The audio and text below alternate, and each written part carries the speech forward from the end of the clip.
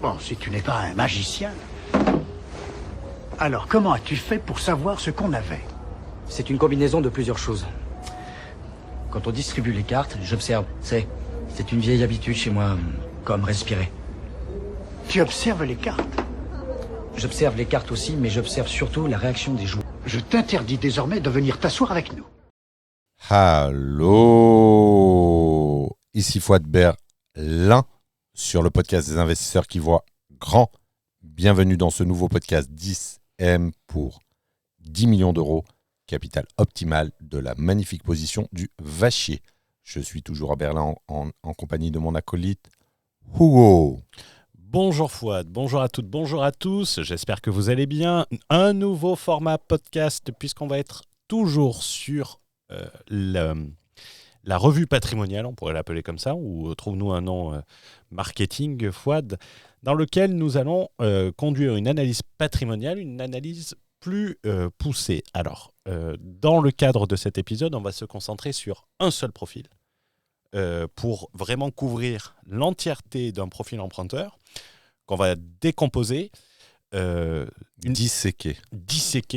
Ça fait beaucoup plus chirurgical. Découper, amputer. Il y a déjà, alors c'est un scalpel. Il y a déjà c'est le scalpel, c'est ça? Oui. Ben, il y a déjà le scalpel là sur le bureau. Il y a déjà on a désinfecté parce que Là, il faut y aller à vif. Il faut y aller à vif. Donc, toujours dans la continuité des analyses patrimoniales que nous avons faites, on a décidé de se concentrer sur un gros cas qui s'est prêté au jeu, qui s'est entièrement prêté au jeu.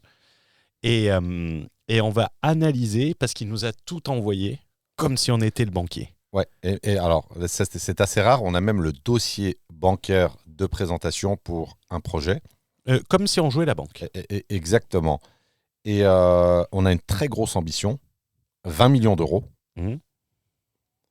On a une fenêtre de tir, on en parlera, temporelle, qui est à la limite, on va dire, qui est encore bonne, mais c'est la dernière fenêtre de tir, confortable. On parle de quelqu'un qui a, de mémoire, la cinquantaine, la petite cinquantaine. Donc, là, il ne faut pas faire n'importe quoi. Il y a la fenêtre de tir et il faut bien tirer. Et pour bien tirer, il faut se préparer. Un chasseur sachant. Chasser sans son chien est un bon chasseur. Un bon chasseur reconnaît toujours un autre bon chasseur. Il reconnaît également un médiocre chasseur. Avant de commencer les petits rappels habituels, si tu veux réserver ton audit stratégique avec Fouad, tu as le lien sous la vidéo sur YouTube et dans la description du podcast. Ça va te permettre d'avoir ton propre bilan personnalisé avec un plan de route également personnalisé. Comme on l'a vu sur les précédents podcasts, les stratégies peuvent être totalement opposées selon le profil. Et ça, c'est très important de le préciser. Tu peux t'inscrire au Capital. C'est une masterclass ou classe de maître, pour faire plaisir à Fouad, entièrement offerte sur comment se créer un capital, passer de la phase 1 à la phase 2 au travers de l'immobilier avec des techniques avancées. C'est entièrement offert et en direct. Tu peux t'inscrire en 2 clics en suivant le lien. Pour ceux qui veulent aller plus loin, vous pouvez déposer votre candidature à Patrimoine Exponentiel, un accompagnement et une communauté d'investisseurs, l'une des plus ambitieuses de France. Le lien se trouve dans la description. Et pour les études patrimoniales, si on continue ce format, on vous laisse le lien du questionnaire. Vous n'avez qu'à remplir. Pensez à nous donner un petit pseudonyme pour que vous soyez facilement identifiable. Et que vous, si vous voulez vous prêter au jeu, on en refera selon les retours.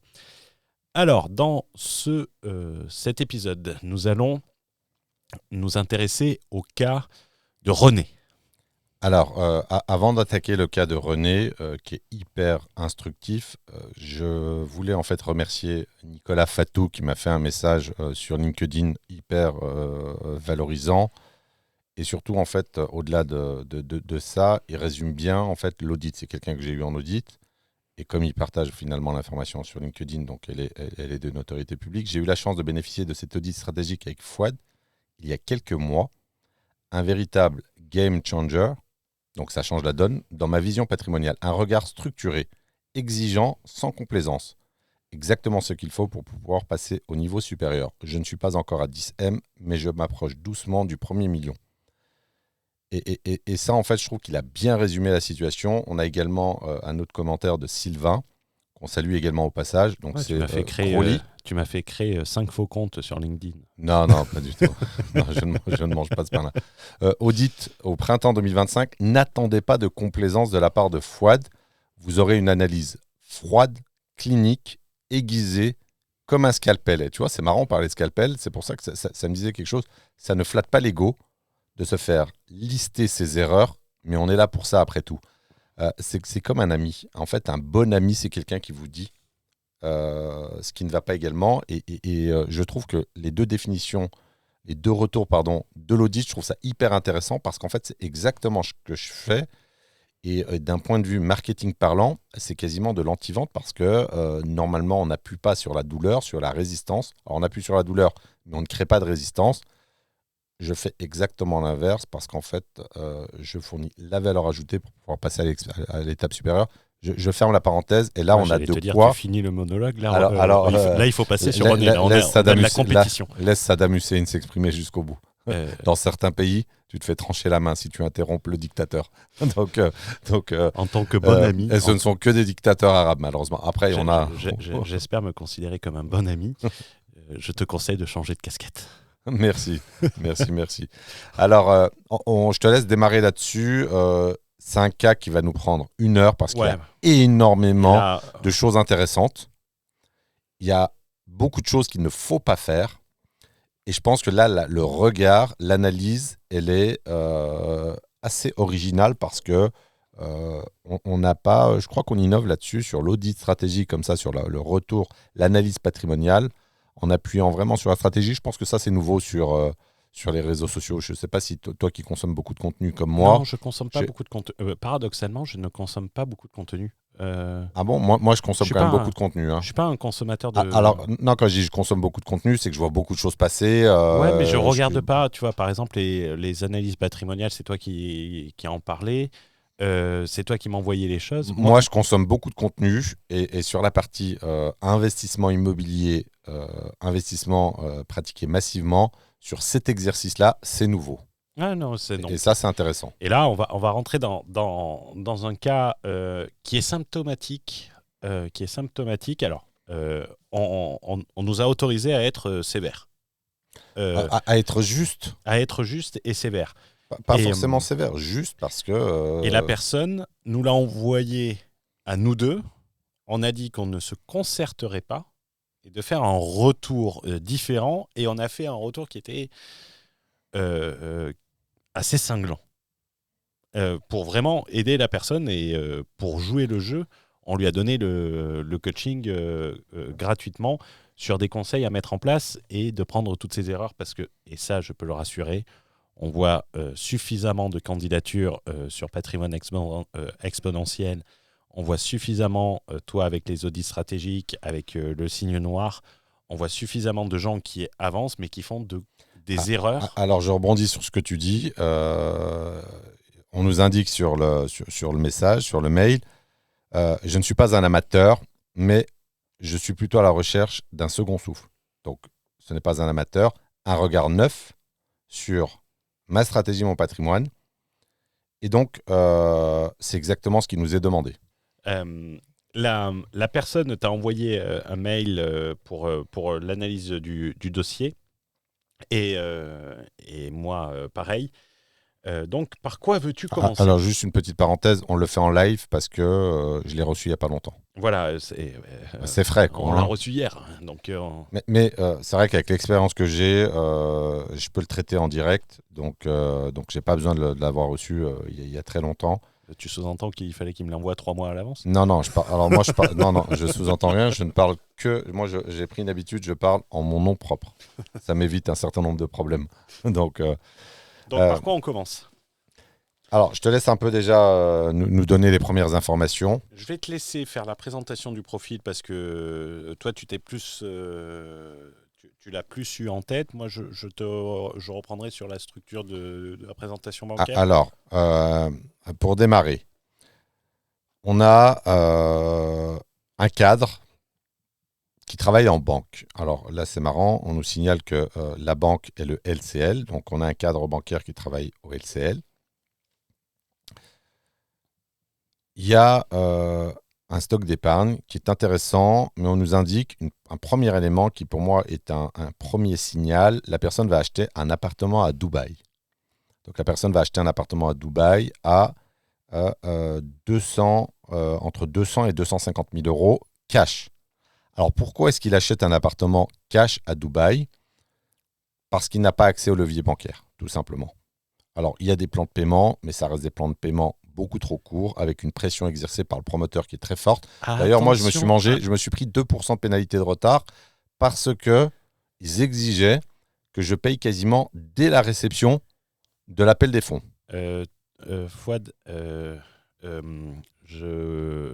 tu parles du promoteur, mais regarde, il est déjà construit le bâtiment. Construit en 2015. Donc, il n'a pas le plan promoteur. Oui, tout à fait. Donc, mais il achète cash. Il achète cash. Si tu achètes avec un promoteur, il faut l'expliquer. Tu peux faire un étalement. Mais oui, là, mais ça veut dire ce que je dis, c'est que l'étalement est trop court. L'étalement est trop. Même en étalement, c'est trop court. Pour moi, c'est trop court. C'est des étalements qui sont de plus en plus courts parce qu'en fait, la demande est très importante. Donc, les promoteurs, ils ont tendance à raccourcir les plans de paiement parce qu'ils ont l'embarras du choix. Donc après cet investissement, par rapport au stock d'épargne, on a une première information qui, moi, stratégiquement, allume tous les voyants au rouge. Il va rester 40 000 euros d'épargne, de stock d'épargne, après avoir payé cash l'appartement à Dubaï. Donc ça, c'est déjà une première problématique. C'est le premier point que je soulève. Donc maintenant, j'ouvre le dossier bancaire pour qu'on puisse en fait aller un petit peu plus en détail. Alors, je rappelle l'objectif. On est sur une ambition à 20 millions d'euros. Donc, c'est une très, très, très belle ambition. 20 millions d'euros, ça reste quand même un montant, je trouve, qui est quand même colossal à l'échelle occidentale, française en particulier. On commence par quoi au niveau des informations ? Alors, il recherche un financement. C'est une recherche de financement. C'est vraiment comme si on était la banque. Alors, il recherche un financement de 272 000 euros. Voilà, 272 000 euros sur 25 ans pour l'acquisition d'un immeuble à Saint-Nazaire. Voilà, donc pour l'acquisition d'un immeuble de silo à Saint-Nazaire. Alors déjà, moi, la première chose que je vois... Le silo, moi, ça me dérange. Alors, rentabilité brute de 12%. Alors, première chose... Non, moi, sur les lots, j'ai pas trop de problème. Première chose, sous-dimensionnement. Pourquoi aller se faire chier à faire une opération de 272 000 euros. Pour quelle raison, quand tu es cadre supérieur? Alors, on peut donner la rémunération. Oui, mais la rémunération, alors, la rémunération... cadre supérieur, ça veut rien dire. Oui, ça veut quand même dire un minimum. Alors, cadre moyen, ça veut rien dire, parce que tu as des cadres moyens à 2 000 euros. Cadre supérieur, je vais poser la question. Elle est de combien la REM? Je l'ai sous les yeux. Attends. Cadre supérieur, je veux que les gens s'imaginent une rémunération d'un cadre supérieur au LCL. Vous vous imaginez, et maintenant tu la donnes. Alors, moi, j'ai la rémunération du foyer. La rémunération du foyer, c'est 180 000 euros par an. Donc, tu as une très belle rémunération. Mais madame a une belle situation, il me semble aussi. Oui.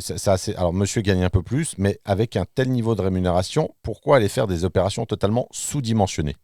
Donc déjà, ça, c'est un premier point qui ne va pas. Le deuxième point, pardon.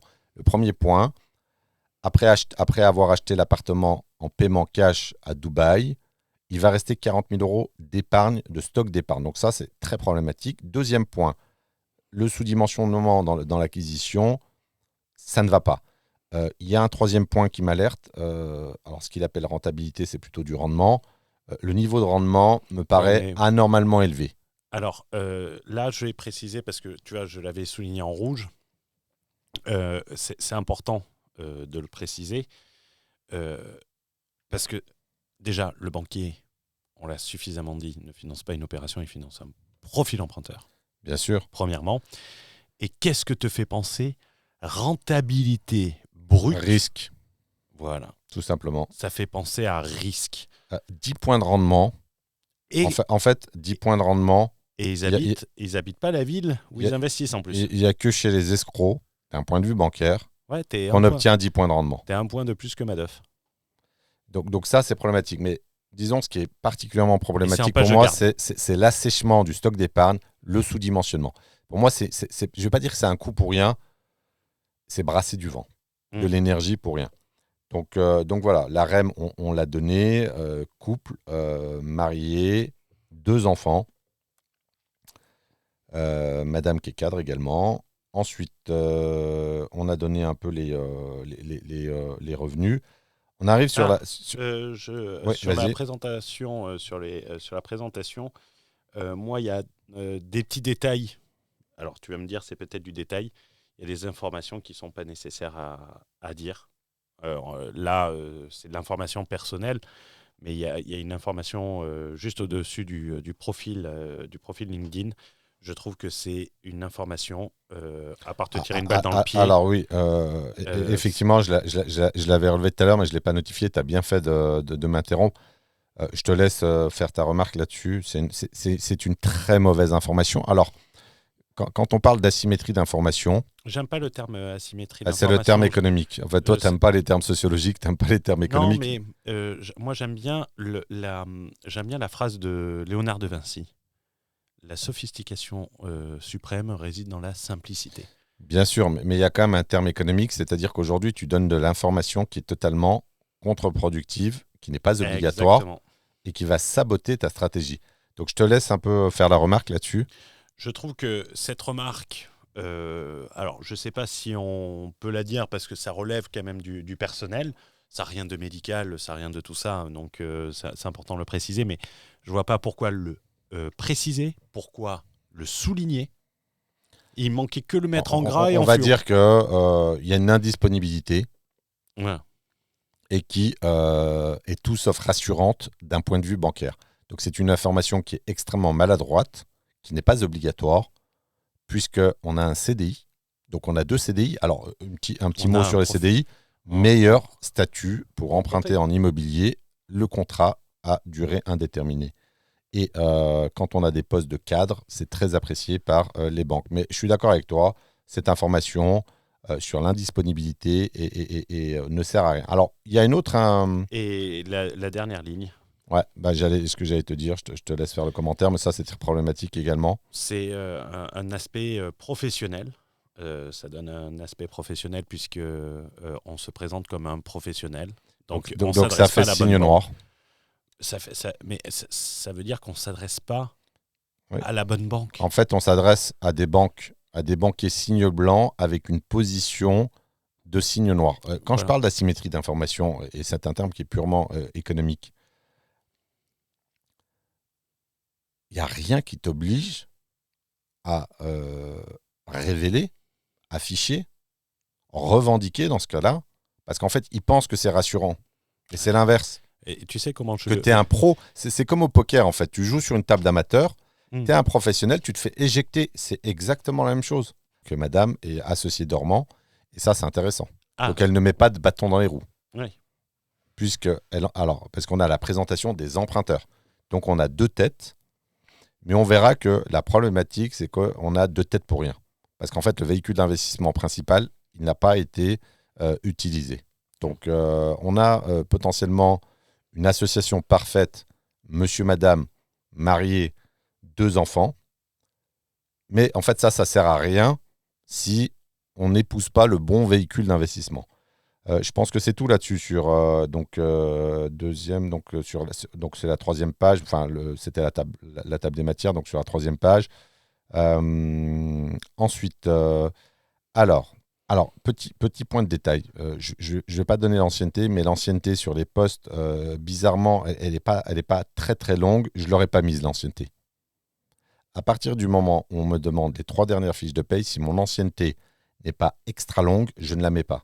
Donc l'ancienneté dans le poste, pour moi, elle est un petit peu juste. Donc mettre les informations sur l'ancienneté, ça peut traduire en fait sur l'ancienneté assez courte un turnover professionnel, donc une incertitude. J'avais pas fait gaffe que ça y était. Ouais, je suis un maniaque du détail. Donc tu as l'ancienneté et là-dessus, moi je leur ai enlevé l'ancienneté. Tu as une ancienneté de 5, 10, 15, 20 ans, je la mets. Et je la mets en gras. Mais là, pour moi, l'ancienneté, la mentionner, c'est contre-productif. Donc on voit quand même que c'est une somme de détails et ça commence déjà assez fort. Alors maintenant, on est sur la partie... Et tu vois, tu as un autre truc. Oui. Alors, ça n'engage que moi, mais c'est ce que je lui ai dit dans le mail. je trouve, tu vois, sur le truc de la femme. Sur le truc de la femme. Putain, fais un effort, bordel. Putain. Le truc de la En femme. fin de journée, on le fait en direct. Donc, et c'est ce que j'avais précisé. Concernant l'associé dormant. Concernant l'associé dormant, le fait de dire le nom de l'université lorsque tu vas démarcher, tu vois Non, comme mais ça, si- c'est très français. C'est la France des titres, pour assurer. Alors, je suis d'accord. Ça joue un peu. Ça joue totalement. Mais par contre, mets-le totalement. Parce que quand tu vas investir à Saint-Nazaire auprès d'un banquier de Saint-Nazaire, il va penser que tu parles du plat de cuisine, quoi. Non, mais c'est le gratin dauphinois, quoi. Donc, Qui est une merveille, qui est une petite merveille, qui d'ailleurs. est une petite merveille. Mais Alors, est-ce que tu sais qu'il n'y a pas de fromage dans le gratin dauphinois? c'est la crème fraîche. Le gratiné, en fait, la plupart des gens pensent que le gratiné vient du fromage. C'est la Non. crème fraîche. Et d'ailleurs, il est très très bon en Saint-Pierre à Besançon. Les pommes de terre sont cuites dans le lait. C'est pour ça qu'il est exceptionnel. Tu vois, là, je viens de donner une technique extrêmement puissante pour bien préparer un gratin dauphinois. Donc, petite parenthèse. Allez, on passe à la suite. On passe à la suite. Tu veux passer à quoi? À la page 3? Alors, bon, on a donné les revenus, on a donné le stock d'épargne, on a, alors, en termes de charges. Alors, là, il y a un truc qui est très mauvais. Est-ce qu'il y a quelque chose qui t'interpelle sur la partie charge? Ceci est un test de connaissance. Regarde, moi, il y a un truc qui me choque. Et une fois de plus, là, on va retomber dans de l'asymétrie d'information intelligente. Personne t'a demandé de mettre cette putain d'information, si je peux me permettre. Et en fait, la personne a mis cette information. Ben, je pense que c'est des revenus locatifs Non. qui sont plus importants que les revenus déclarés. Alors, Et il y a une incohérence. Alors, non, c'est pas ça. Ça, j'allais y venir. Pour moi, ce qui est très problématique, c'est qu'en fait, on te met la somme totale des taxes foncières. Et il y en a pour 40 000 euros. Donc, c'est hyper impressionnant parce qu'en fait, c'est une charge fixe qui ne baissera jamais. Les taxes foncières ne font qu'augmenter. D'ailleurs, c'est la seule taxe qu'on paye quelque part. Il y a peut-être la CFE également sur les SCI, mais je ne suis pas sûr. Enfin, je ne me rappelle plus. Mais ça sert à quoi de mettre que tu payes 40 000 euros de taxes foncières? À part un effet massu psychologique sur qui c'est qui paye 40 000 euros de taxes foncières? Ce ne sont que les signes noirs. Et une fois de plus, incompatibilité avec un banquier signe blanc. Ça n'apporte rien, ça fait peur. 40 000 balles de taxes foncières, c'est très lourd. On sait également qu'il y a un transfert des taxes d'habitation par la suppression des taxes d'habitation sur les taxes foncières. Donc, on a un risque d'alourdement de la taxe foncière. Donc là, c'est une information pour moi qui n'apporte strictement rien. Moi, je dirais que j'étais même pas allé, tu vois, sur la colonne de droite et sur le graphique. Je m'étais resté sur les revenus annuels du foyer, où tu es déjà sur des gros revenus et que le revenu locatif est supérieur et que ça, on n'aime pas ça, quoi. Ouais, on n'aime pas ça, mais tu vois, si tu veux, pour moi, la somme des taxes foncières est la goutte d'eau qui fait déborder le vase, en fait. Ok là-dessus? Ok là-dessus. Ensuite, on passe le détail. Le patrimoine immobilier, là, ça pique. Là, ça pique. Là, pour parce que quelqu'un déjà, comme moi, ça fait très mal, là, de ce que je suis en train de voir. 1, 2, 3, 4, 5, 6, 7, 8, 9, 10... 22. 22? Putain, tu comptes plus. Donc, il y a 22 opérations qui sont problématiques sur 27? Ouais, et déjà, quand tu vois le truc... 22 sur 27. Ouais. Le mode de détention. Alors, on va commencer déjà par le mode d'exploitation. Alors, d'ailleurs, en plus, c'est erroné. Donc, déjà, le mode d'exploitation. Alors, pas le régime d'exploitation. On a 22 opérations exploitées en location meublée non professionnelle. Donc ça, on ne va pas revenir là-dessus. C'est extrêmement problématique parce que... alors d'ailleurs, c'est marrant dans la chronologie parce qu'on voit en fait qu'il bascule en SCI-LIS En sur... 2023. C'est Voilà, en 2023. on a sorti le HSF. Quand le HSF a 1er sorti janvier 2023. le Martinet pour fouetter les investisseurs de cette catégorie. Donc là, on voit qu'en fait, tout ce qui a été fait en amont, en LMNP, en nom propre, est un handicap très lourd. T'as pas remarqué autre chose? La différence de les prix par rapport aux revenus? Si, j'allais venir en fait. Ah. C'est que du sous-dimensionnement. Ouais. Alors, sauf une opération. On a une opération à 700 000 euros en SCI à l'IS. Ouais. On a une opération en 2023 à 700 000 euros. Tout le reste, et ça c'est très très problématique, c'est que des opérations inférieures à 100 000 euros. Donc là, on a une rafale de sous-dimensionnement sur une rafale de LMNP. Et ça ne va pas. Alors, il y a aussi, de manière générale, le tableau comporte énormément de données. Et il est très petit, c'est-à-dire que je n'ai pas mes lunettes qui sont dans mon manteau. Je suis obligé de froncer. Non, mais moi, j'ai mes lunettes. Je vais là-dessus, si tu veux. Il y a trop d'informations, en fait. Une fois de plus, quand tu n'es pas dans l'asymétrie d'information intelligente, tu es dans la pollution informationnelle. Il y a un exemple. Il donne tous les taux d'intérêt de chaque prêt. Ah. Qu'est-ce que ça apporte à la banque? Regarde ce qui est... Rien du tout. Regarde sur les premières acquisitions, la durée de l'emprunt. Ouais, j'ai vu. Là, on voit qu'il y a un changement de paradigme. En fait, il s'est fait polluer. Alors, tu vois, la remarque est très intéressante. Évidemment, je l'avais relevée. En fait, on passe du 15 ans au 25 ans. Et fait, on revient sur du 20 ans. Et on revient sur du 20 ans qui est une espèce de rappel à l'ordre. En fait, là, il y a eu, il y a un moment donné, l'âge d'or du prêt immobilier avec la propagande sur les prêts à 25 ans pour faire du cash flow. Donc, en fait, son paradigme sur la durée d'emprunt a été modifié parce qu'il s'est fait influencer. En fait, on a un individu qui s'est fait influencer sur le LMNP et qui s'est fait influencer également négativement évidemment, sur la durée d'emprunt qui n'est pas du tout optimale. Donc voilà là-dessus, qu'est-ce qu'on pourrait dire trop? Donc, colocation 6 chambres. Ouais, donc colocation. Alors en plus, tu en as 4. Hein, tu as 4 colocations.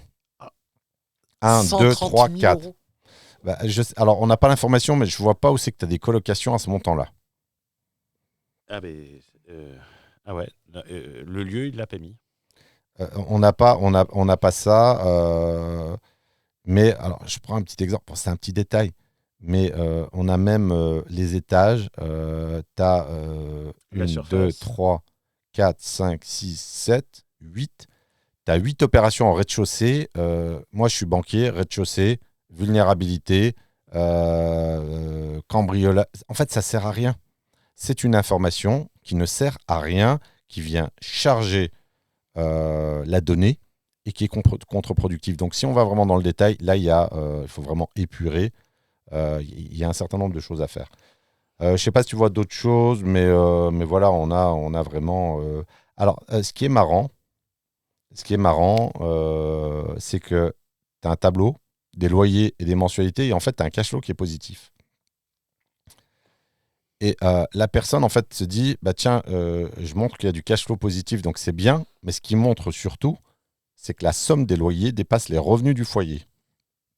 Donc, en fait, l'excès de rendement ou l'excès de performance, de toute façon, qui est cocaïné, qui est boosté de manière anormale par rapport à... C'est mensuel. Ouais, mais c'est mensuel, mais tu as la somme à la fin.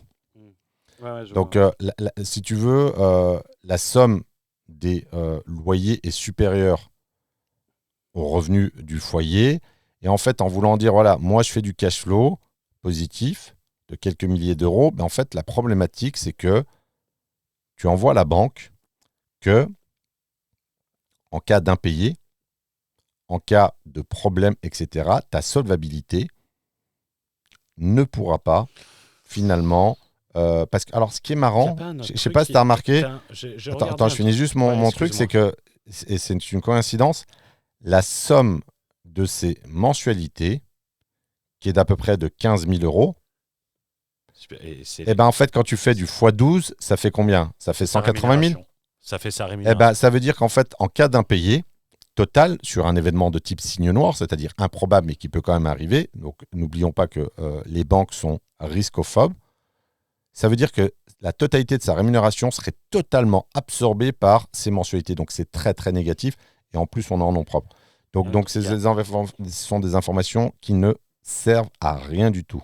Il y a un truc qui me... Alors, non mais tu vois... Moi, j'ai un esprit très analytique, donc moi, ça ne me dérange pas, mais en fait, c'est que ça ne sert à rien. Non mais déjà, un studio que tu achètes 63 500 € en 2021, tu estimes qu'il vaut 120 000 € 4 ans après?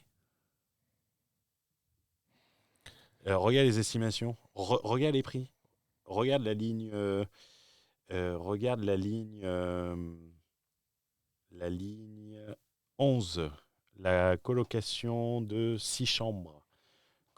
Colocation de 6 chambres, 108 900 € d'achat, valorisé, acheté en 2020, valorisé 262 000 € en 2024. Après, il y a... Je veux bien qu'il y ait l'inflation. Ouais, mais si tu veux, la problématique, c'est que qui a évalué son patrimoine? Je pense que probablement c'est lui. Il y a forcément du biais. Pour évaluer un patrimoine comme ça, moi, ce que je recommande, c'est 3 avis de valeur marchande par des agences locales. Et en tenant un discours très précis, ça ne sert à rien de surévaluer mon bien pour prendre un mandat de vente pour ensuite retravailler le mandat. Je veux le juste prix. Alors, il y a des choses quand même très positives. On a un patrimoine total de 5 millions d'euros et on a un encours total de 3,5 millions. Donc, on a quand même un actif net d'1,5 million. Alors ça, c'est sans la résidence principale. Donc, on a quand même un actif net d'1,5 million et on a une résidence principale où il ne reste plus qu'un an de crédit à 800 000 €. Donc, ça montre quand même que l'individu a gagné de l'argent grâce à l'immobilier. Ça, c'est une très, très bonne chose par le biais de la capitalisation, par le biais de la résidence principale qui est tout sauf un passif. Donc ça, c'est un point, je trouve, qui est très intéressant. Est-ce que tu as d'autres choses à dire sur le profil, sur le patrimoine? En fait, sur le patrimoine, est-ce qu'on peut inclure le patrimoine financier qui est juste après Le problème, le patrimoine financier, c'est qu'avec l'achat de l'appartement à Dubaï, il ne va rester plus que 40 000 €. Ouais, mais au-delà de ça, je trouve que si tu veux, le fait d'avoir mis énormément d'informations sur le patrimoine immobilier, quand tu arrives sur le patrimoine, ça paraît ridicule, genre on veut pas en parler. Tout à fait. Et tu veux même pas le regarder. Et ce qui est important, oui, mais toi, tu veux pas le regarder, mais le banquier, c'est ce qu'il va regarder. C'est ce qui l'intéresse le plus. Et va se dire, là, en plus, il est transparent sur son achat en paiement cash à Dubaï. Donc, il se dit, mais attends, vous voulez aller à 20 millions d'euros. Alors là aussi, une fois de plus, annoncer une ambition à 20 millions d'euros à un banquier, ça relève de l'amateurisme. Un banquier de type signe blanc, quand on lui annonce 20 millions d'euros d'objectifs alors que la personne gagne 3 000 € par mois, je parle du banquier, ça lui paraît complètement disproportionné, c'est gigantesque. Donc, c'est extrêmement risqué, évidemment. Donc là, l'épargne, on en a déjà parlé, donc l'épargne financière, en fait, il reste des cacahuètes, et ça, c'est pas bon. La banque n'aime pas du tout. Comment tu aurais structuré le... Parce qu'en plus, Dubaï, il a acheté via une société. Moi, si tu veux, j'ai une solution pour faire un financement sans toucher le stock d'épargne qui, en plus, sera réutilisable en matière de scoring bancaire. Mais ça, c'est des choses qu'on voit en formation, qu'on voit durant le mastermind le signe noir ou sur le mentorat. Le comment, c'est encore une autre étape. Mais là, n'oublions pas que le diagnostic, c'est la moitié du remède.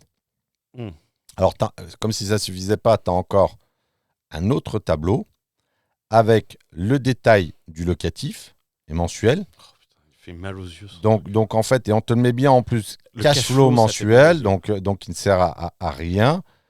On te remet toutes les informations. Donc là, en fait, tu as une pollution vraiment informationnelle, une charge mentale ou cognitive à analyser. Pour moi, il y a trop d'informations, trop de données et surtout trop d'informations contre-productives. Et à la fin, tu as le projet. Sous-dimensionné avec les chiffres. Qu'est-ce qu'on peut dire là-dessus? Bon, il Apport. recherche son financement. Apport Comment? mini. Pourquoi apport mini de 33 000 euros. Alors, il y a un truc. Je trouve ça complètement con. Déjà, le mec, il va te les demander, quoi. Ouais, et là, il y a un truc aussi. Il a mis une information. En fait, il se dit, tiens, je vais lui dire que je suis bon, que je suis un professionnel, que j'achète bien. Il met prix d'acquisition au mètre carré, 398 euros du mètre carré. Quand tu es banquier et que tu te dis que quelqu'un achète de l'immobilier à 398 euros du mètre carré, tu achètes une ruine.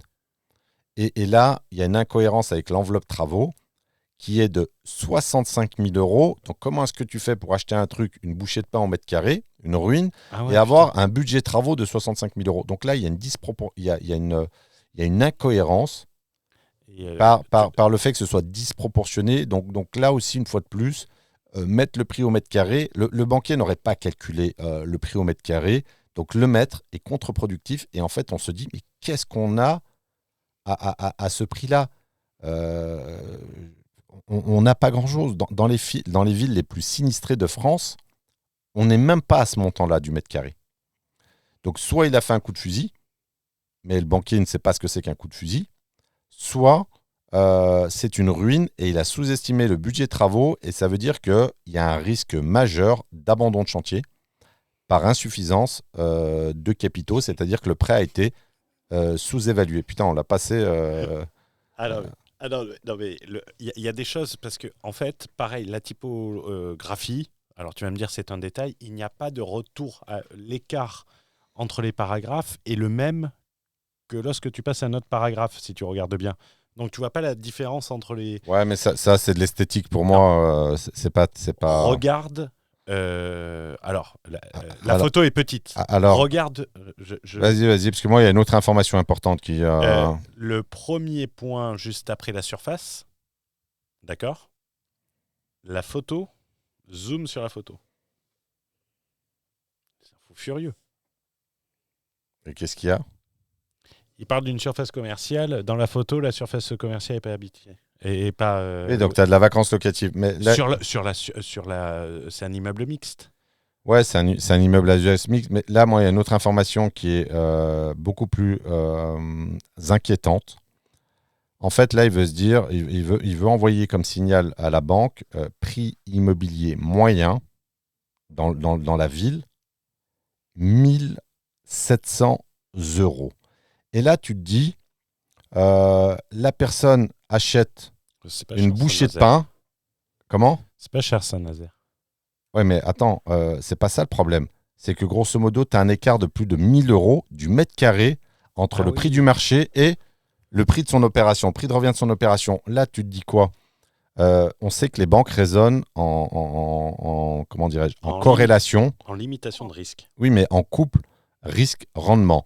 Là, on se dit que s'il a ça pour une bouchée de pain, c'est-à-dire que tu as un prix au mètre carré qui est 1 000 euros moins cher après travaux, entre son acquisition et les travaux, et le prix moyen du secteur, tu as 1 000 euros d'écart de baisse.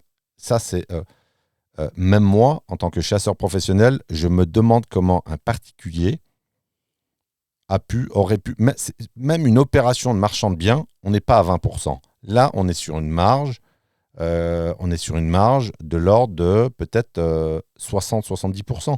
Donc ça, c'est très très problématique. En fait, le fait d'avoir mis le prix au mètre carré de l'opération et le prix au mètre carré moyen du secteur, ça crée un écart qui est inquiétant. Regarde donc, le point numéro 2. Donc le point numéro 2. Il explique qu'il va doubler le rendement. Oui, après la rénovation, c'est ça? Ouais. Et remise en location des 4 lots actuellement non loués. Il y a trop d'informations contre-productives, mais je pense que ce qu'il faut retenir là, c'est qu'avoir mis un prix au mètre carré très faible, même si c'est un coup de fusil, c'est très négatif en termes de perception, et rien ne l'obligeait à mettre cette information. Alors ensuite, tu as, sur la page suivante, ce qui est intéressant, alors il analyse lui-même son taux d'endettement. donc là, ce qui est bien, c'est... Ce que j'adore, c'est la deuxième partie de la phrase, après personnel. Et secondement, la personne travaille au LCL. Donc, il a les choses qui passent. Il sait que ce qu'il a fait, dans tous les cas, ce n'est plus pris en compte.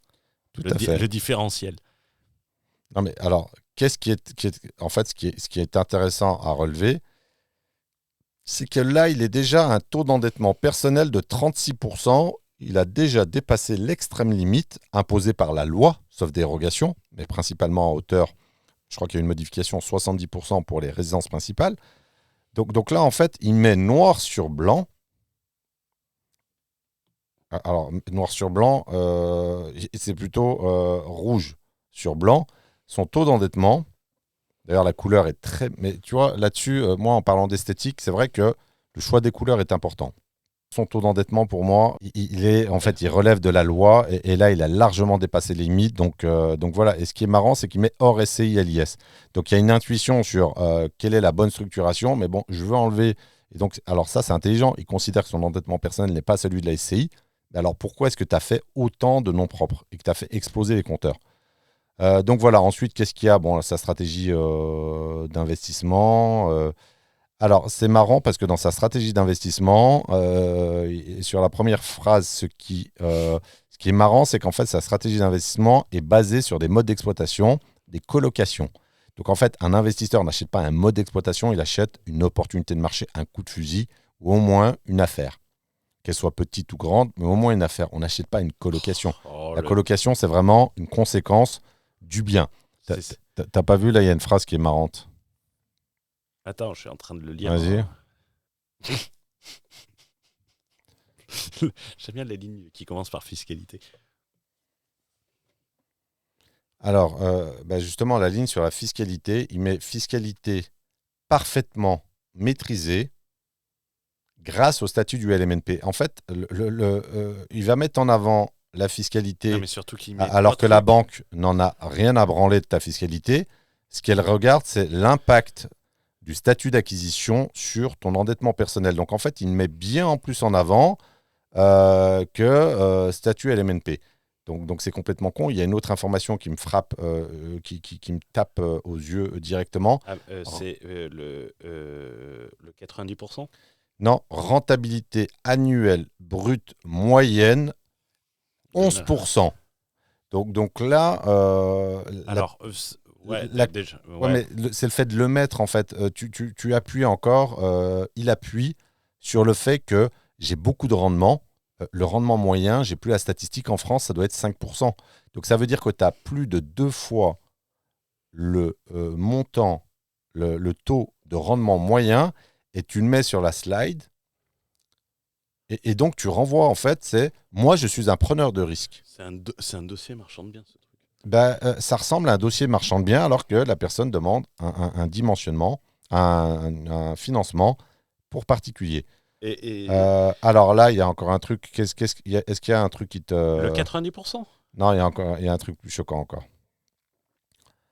Là, il utilise un mot qu'il ne faut jamais utiliser dans, on va dire, le champ lexical des banques de détail, signe blanc.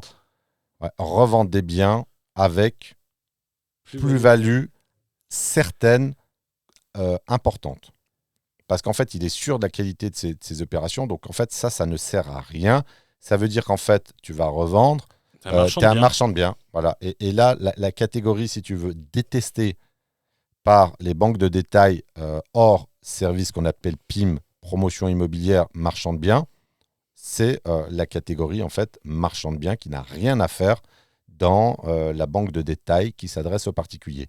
J'aime bien aussi. Et en plus, il met à partir de quand il va revendre. Et niveau professionnel. Ouais, niveau professionnel, donc je te dis, ça me fait toujours penser à la scène dans Les Joueurs avec Matt Damon. Ouais, ça tu l'avais dit. Ouais, c'était professionnel. Mais voilà, mais donc ça, alors, est-ce qu'il y a un truc qui t'interpelle ? Il donne le nombre d'opérations qui est quand même relativement impressionnant. Alors bon, c'est que des petites opérations, mais qu'est-ce que se dit la banque ? Même si tu as fait beaucoup d'opérations à moins de 100 000 euros, tu as quand même un nombre d'opérations qui est très important. Et ça fait peur parce que tu peux avoir de la casse sur ces opérations, tu sais, de l'achat-revente, c'est... Alors, C'est- on passe à la diapositive Moi, suivante. je ne sais pas, honnêtement, je ne sais pas comment, dans la tête des gens, Mais c'est de l'amateurisme, en fait. Il n'a pas conscience de son incompétence. oui, Il ne mais sait pas. Il pense. Alors, c'est aussi de la mauvaise rationalité. Il pense qu'en mettant un maximum Non, mais- d'informations, en étant excessivement transparent, alors qu'il met des informations qui sont non obligatoires et pire que ça, pas demandées, en fait, il pense que ça va donner du poids à son dossier. Mais c'est exactement non, mais l'inverse. ce que je veux dire, c'est que, alors, je parle pas d'une personne lambda. Je parle d'une personne qui écoute le podcast, qui nous soumet ça. Parce qu'il nous l'a soumis pour l'étudier. Ouais, mais ça, c'est bien, parce que ouais, mais il ne s'attend pas à Et il ce s'attend niveau pas. d'analyse. Il ne s'attend pas à ce niveau d'analyse. Là, on mais- est sur un niveau d'analyse extrêmement poussé. Hmm. Alors, il y a un truc qui est marrant sur une des diapos. Croissance régulière. Non, mais là, Oh ouais, là on dirait là. qu'on parle d'une boîte. Non, mais attends, là, ce qui est marrant, c'est carrément marqué. Alors là, il a mis un truc qui est la ligne rouge pour les banques. Risque de défaut de paiement des locataires. Faible.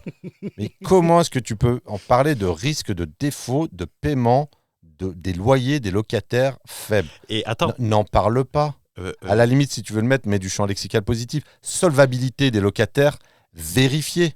Garantie des loyers impayés, mais pas risque de défaut. On a l'impression qu'il parle du Panama et qu'il y a un risque de défaut systémique.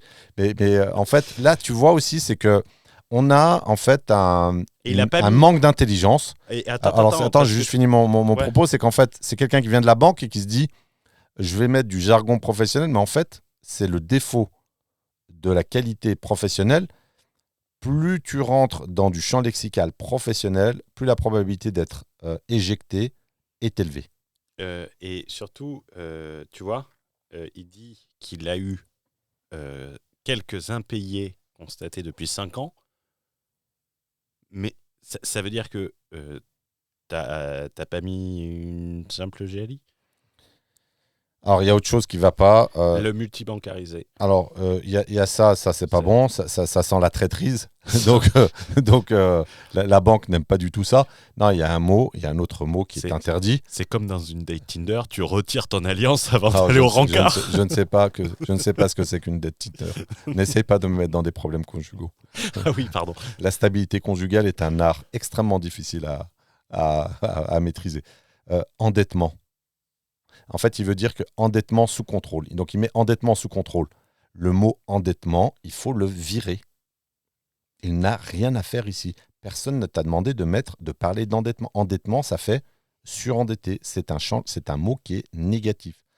Voilà, je préfère à la limite qu'on parle d'encours, mais même moi, l'encours, laisse la banque le calculer. Tu n'as pas besoin de parler d'endettement. Alors ensuite, ce qui est intéressant, je ne sais pas si tu as remarqué également, bon, si tu l'as mis sur le côté multi-bancarisé, mais alors ce qui est marrant, c'est qu'il cite donc la Banque Populaire, il cite le CIC, le Crédit Mutuel, il cite la Société Générale. C'est-à-dire que là, tu mets dans la tronche de ton interlocuteur Que t'es pas fidèle. et tu mets le nom des concurrents. Là, alors je vais repartir sur ton parallèle. C'est comme si tu disais, regarde, tu es sur une dette et là, je te montre la photo de mes 4 ex. Est-ce que ça donne envie de bosser ou pas? Voilà. Donc ça aussi, c'est une information qui ne sert à rien. Il y a un terme anglais, la LTV, donc je sais ce que c'est, mais ça ne sert à rien. Et À la limite, parle de marge hypothécaire, mais une fois de plus, ça fait professionnel. tu te souviens ce que je répète souvent, qui était une phrase du boss, et du boss qui n'était pas sur de la colocation à 200 000 balles, qui disait, lorsque vous adressez à une banque, vous adressez à une joueuse d'échecs, pas à une joueuse de poker. N'essayez pas de la bluffer, vous ne jouez pas à ce jeu. C'est de la théorie des jeux. Et là, tu es sur quoi? Et on ne parle pas de petits financements. Hein. Le jour où il m'a appris ça, c'était un financement du prix de la coloc, sauf que ce n'était pas des cas euros, c'était des tonnes euros derrière. Mais c'est... Alors, la dernière page, si tu veux, la dernière page, elle finit par achever le dossier. La dernière page, donc tu as 1, 2, 3, 4, 5, 6, 7. Tu as le recensement de 7 ventes réalisées depuis 2018. Donc là, ça apporte quoi, en fait, de dire à la banque que tu as vendu pour dire que tu as dégagé, en fait, du cash? Ça sert à quoi, si ce n'est de dire, moi, de toute façon, perdez votre temps, hein, j'ai fait un coup de fusil, vous allez vous casser le dos avec votre produit d'appel, je vais gratter le meilleur taux, et de toute façon, je vais revendre. Donc, un client qui revend n'est pas un client fidélisé. Comme un prêt sec. Ce qu'on Voilà. appelle les prêts secs. Mais c'est pire qu'un prêt sec, parce qu'un prêt sec, peut-être que la personne va rester longtemps. Mais là,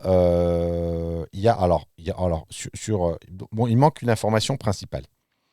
Moi, dans le dossier bancaire que je partage avec mes clients du mentorat et du signe noir, je mets mes contreparties. Et là, en fait, tu as contrepartie, pardon, fuck, il n'y a rien. Donc, il n'y a pas de contrepartie. Il y a, moi, de toute façon, je vais revendre parce que j'ai un écart plus-value latente de 1 000 euros du mètre carré. Et en plus, là, tu as des termes marge brute, champ lexical professionnel. C'est vraiment... Ça fait très orgueilleux comme dossier. Non, en fait, je pense que c'est de la rationalité pure. Là, il y a un problème, on a fait un podcast là-dessus, il y a un problème d'acculturation bancaire du prêt particulier. Et en fait, tu as un jargon professionnel qui relève du marchand de biens en plus. Et alors, ce qui est marrant, c'est que la personne n'est pas marchand de biens. Professionnel, en tout cas. Peut-être que c'est un marchand de biens déguisé. Mais toutes les informations qui ont été fournies quasiment sont contre-productives. Alors, moi, je suis banquier. Je ne le finance pas. Moi, je ne rappelle même pas. Et tu vois, je viens juste de remarquer, tu vois, sur les photos qui sont envoyées. J'ai pas fait gaffe à la surface qui est indiquée. Tu vois, tu es sur des grosses surfaces, mais tu n'as pas l'impression du tout que c'est une grosse surface. Tu vois, alors, si on va vraiment très loin, on nous mentionne un appartement à Mulhouse qui fait 320 mètres carrés, donc c'est un monstre, et on met que l'appartement, il y a 10 studios. Alors là, moi, la question que je me pose, si vraiment la personne est pointue au niveau bancaire, est-ce que c'est une division officielle ou officieuse? Si c'est une division officieuse, bah, il y a un risque juridique très fort. Donc en fait, c'est ce qu'on appelle de la division sauvage pour venir... Alors c'est peut-être ça qui explique aussi le rendement élevé. C'est-à-dire le fait de venir diviser sauvagement sans autorisation, sans modification du titre de propriété, sans installation de compteur électrique individuel, etc., etc. Et ça, c'est un risque majeur. Je pense que c'est une erreur fondamentale, colossale de faire ça quand on a un objectif, une ambition à 20 millions d'euros. Donc voilà, je pense qu'on a apporté une valeur ajoutée énorme. Il y a énormément de points qui ont été soulevés. Et je ne sais pas si tu as d'autres choses à rajouter, mais pour moi, ça sera tout. Ouais, non, c'est... mais ça fait mal aux yeux. Moi, là-dessus, non, parce qu'en fait, je suis habitué à relever des erreurs. Alors, c'est rare d'avoir autant d'erreurs. Je pense que c'est le dossier le moins bien rédigé que j'ai vu.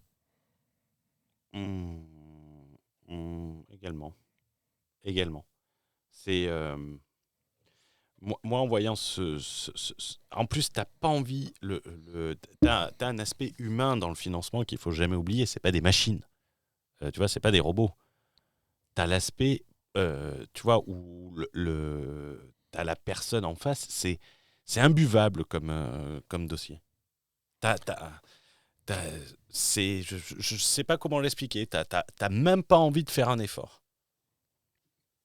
Pour moi, il y a trop de, comme disent les Britanniques, il y a beaucoup trop de red flag. De red flag. America, we fuck you. Vive la culture française. C'était Fouad Berlin pour vous inspirer à voir grand. C'était Hugo pour nuancer et faire simple. J'ai fait très simple. Hein. Non, mais avec des images. Bonne soirée, bonne journée à tous. Ciao, ciao.